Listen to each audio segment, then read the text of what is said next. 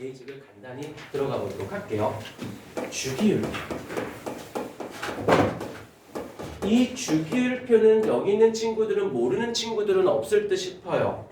없을 듯 싶은데 문제가 되는 게 이거에 대해서 굉장히들 많이 심지어는 너희들 중학생들뿐만 아니라 고등학생들도 이걸 아는데 활성이랑 활용이지.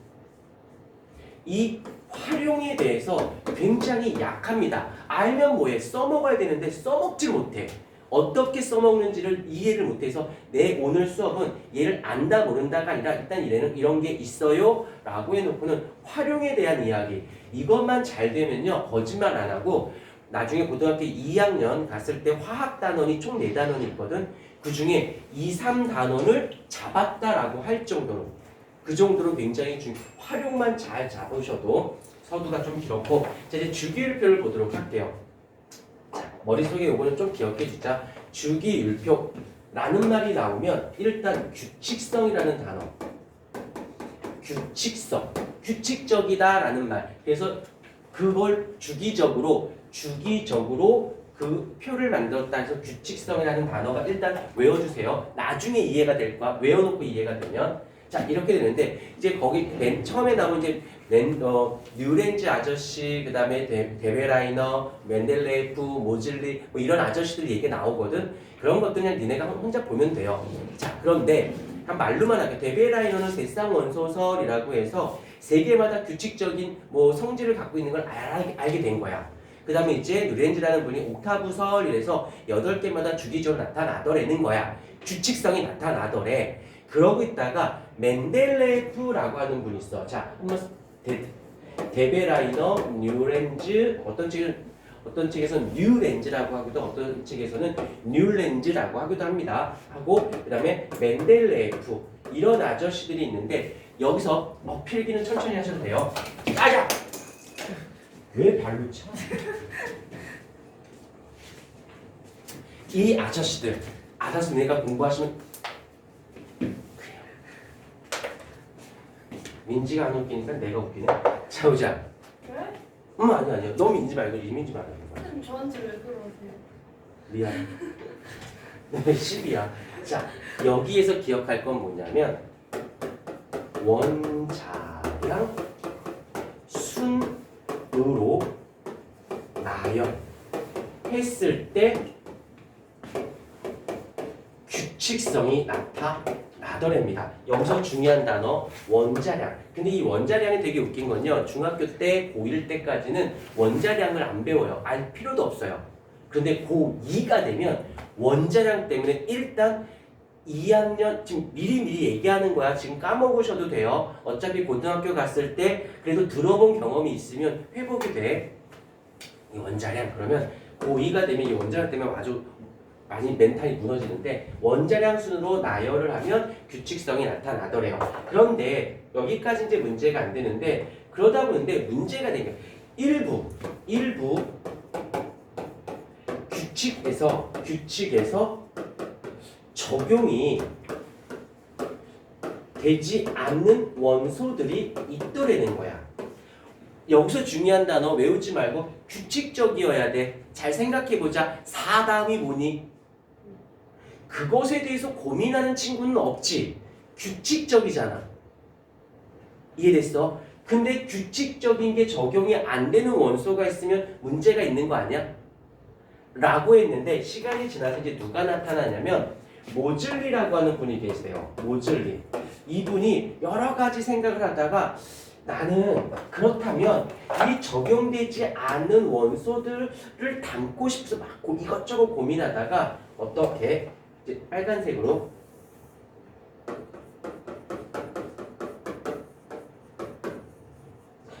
조금 바꿔서 원자 번호 순으로 나열을 해봤어요.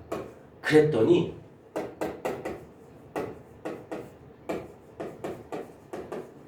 모두 규칙적인 거야.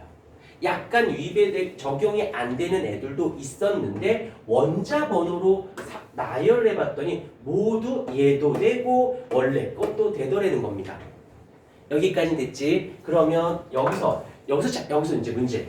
원자량이라는 애는 무엇이고 원자 번호라는 애는 무엇이냐라는 걸 알아야 차이를 구별할 수 있겠죠. 자, 여기 이제 주기율표를 가기 전에 좀 알고 가줘야 되는 부분들인데, 자, 이쪽에서 이제 이러면 이제 어쩔 수 없이 무엇이 나와야 되냐면 원자의 구조가 나와야만 합니다. 그리고 얘네가 돼야 주기율표가 된 거야. 얘네가 안 되고 주기율표가 된다라고 말할 수는 없어요. 원자의 구조. 여기서 잠깐. 원자. 그러면 정기적으로 일단 요 단어 중성이야.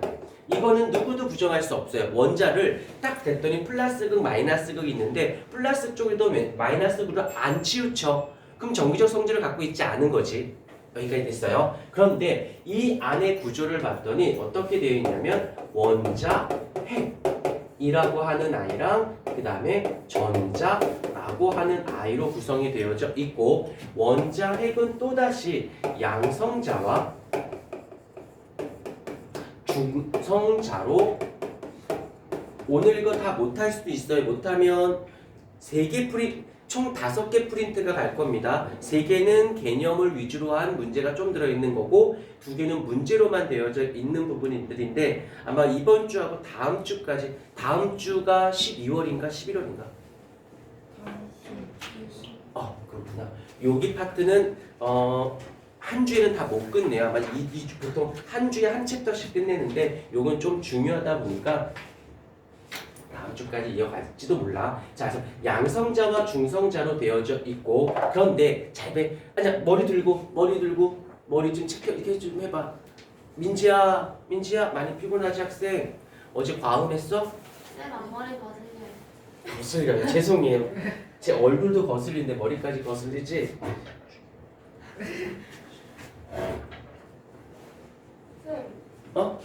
야, 이쁜 여학생 쳐다보는 건 죄지. 표정이 좀 그랬지? 자, 여기서 상대적 전하량. 그냥 이걸 가볍게 외우라고 하는 것만 외우세요. 상대적 전하량이라는 말은 진짜 전하량이 아니라 상대적으로 전하량을 따지겠대요. 잠깐 말로만 하고 쓰고 지울게. 양성자 한 개의 실제 전하량이 얼마냐면 1.6 곱하기 10의 마이너스 19 쿨롱 플러스라고 되어져 있어요. 근데 숫자가 너무 길고 너무 복잡해. 에이 몰라. 이렇게 지워버릴 거야. 그래 놓고 이분들이 어떻게 했냐면 이분들은 얘를 플러스 1이라고 할래요. 그런데 전자 한 개의 실제 질량을 측정해 봤더니 마이너스 1.6 곱하기 10의 마이너스 19 쿨롱 이더래. 그럼 아까 얘는 플러스 1.6 곱하기 10의 마이너스 19 쿨롱이었지. 그러니까 그래? 그러면 상대적으로 너는 얼마? 마이너스 1이다라고 할래.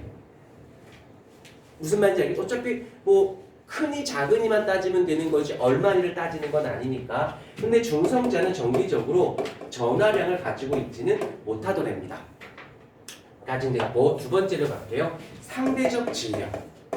진짜 질량이 아니라 상대적 질량을 얘를 얼마로 잡았냐면 얘를 1로 잡았어요.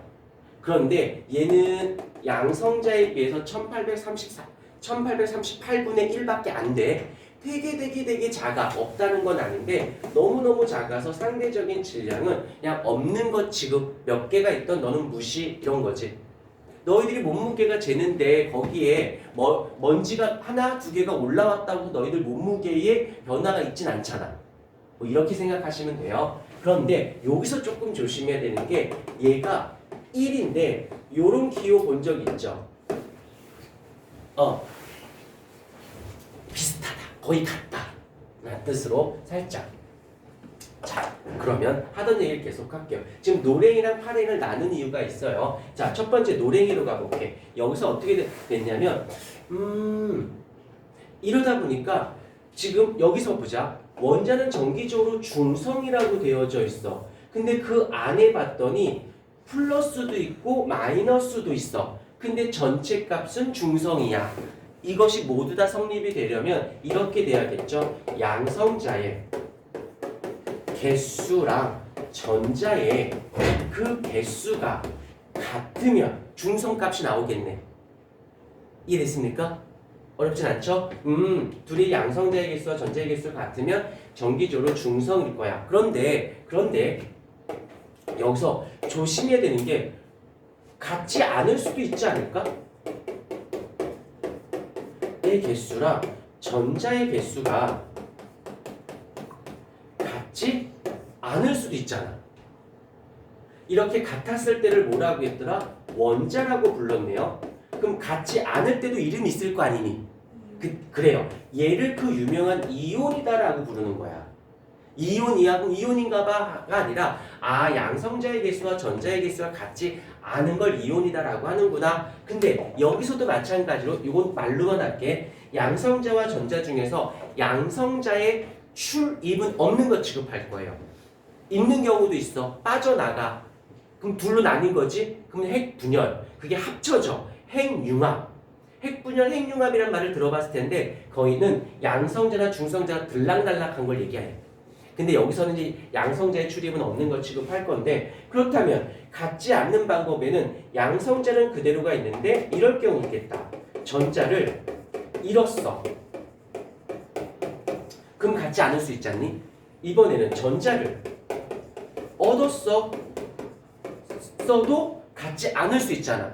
그러면 얘네 둘 다 이름은 얘네들은 이온인 건 맞아요. 얘도 이온인 건 맞아. 왜? 둘이 같지 않으니까. 그런데 여기서 보자. 얘는 전자를 잃었으니까 양성자의 개수와 전자의 개수 얘가 잃었으니까 누가 더 많은 거야? 야가 된다. 얘가 더 많은 거지. 얘가 전기를 플러스니까 플러스가 더 많은 이온, 더 늘어났다가 아니라 전자가 빠져나갔다는 뜻이야. 전자를 얻었으면 얘가 더 많으니까 전체적으로는 음의 값을 갖겠죠. 그러니까 양이온, 음이온을 외울 게 없어. 외우는 게 그 중학교 2학년 1학기 과정에 보면 양이온, 음이온에서 막 되게 이온 되게 드립다, 원자 뭐 이온 드립다 외우거든. 되게 바보 같은 짓이야. 아니야, 외울 게 없어. 같아, 같지 않아. 같지 않는 방법 중에 두 가지밖에 없어요. 잃어서 같지 않던, 얻어서 같지 않던. 됐습니까? 외우는 거 아니에요. 이런 거 외우면서 뿌듯해하는 거 아니야.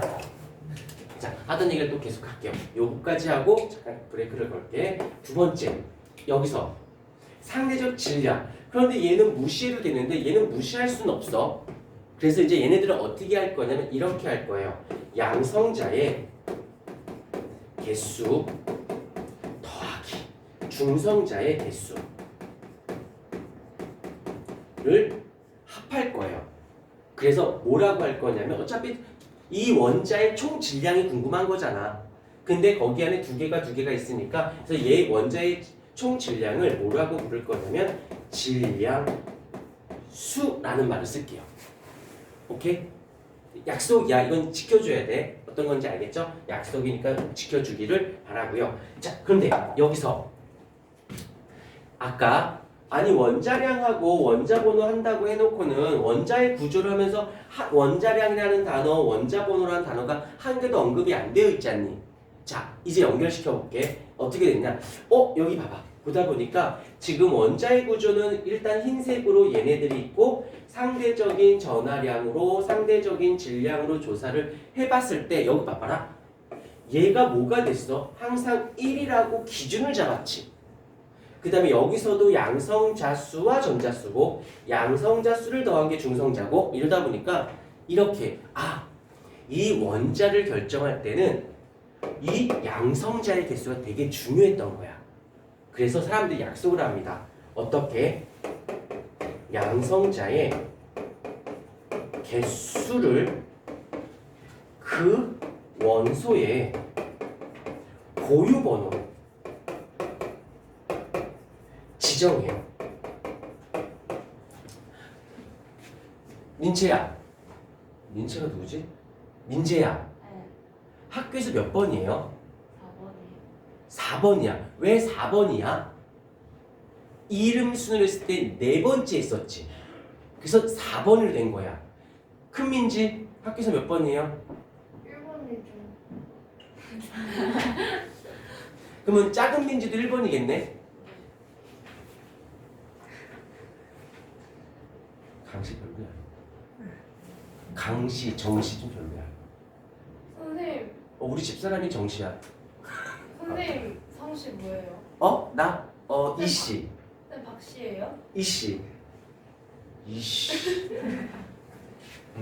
그래서 그 양성자의 개수를 그 개수를 고유한 번호로 지정했다라고 해서 얘를 뭐라고 부르냐면 원자 번호라고 하기로 하였습니다. 그러면 우리가 이 원자 번호 하나만 가지고도 알 수 있는 게 뭐냐면 원자 번호가 11번이다라고 예를 들게. 자, 이 이그젠플 한번 볼게. 이쪽에다 쓰고 지울게. 이그젠플. 나트륨이라고 있어요. 나트륨의 원자 번호가 몇 번이면 11번입니다. 라고 되어 있어. 그럼 너희는 얘 원자 번호가 11번이구나 라고 끝내는 게 아니라 얘의 양성자의 개수가 몇 개다? 11개다. and 얘의 전자의 개수가 몇 개다?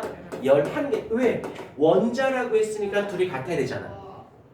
그러면 원자 번호가 11번이요 끝나지 마시고 바로 개수로 따져야 돼. 누구? 양성자의 개수가 그렇고 전자의 개수가 그렇구나 라고 보는 거지. 까지 됐고요.